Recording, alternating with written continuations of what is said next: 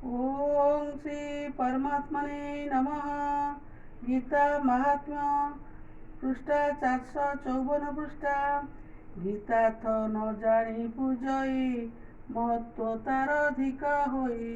गीता न जानी कले व्रत निष्फल तार से समस्त। गीता पाठ जे न करई निच जनी रे जन्म होई। गीता न जानी पढ़े वेद निष्फल तार वेदनाद। सर्वशास्त्रे गीता सार विष्णु पूजा हरिवासर।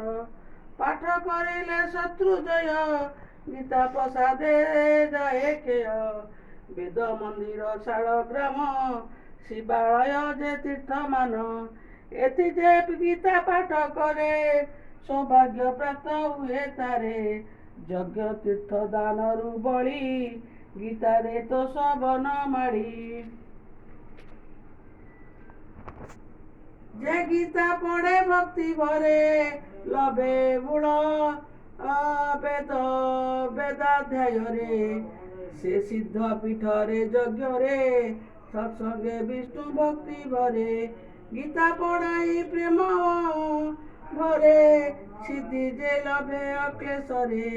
जेहू दैनिक पढ़े गीता अश्वमेधादि फले करता। जे सुने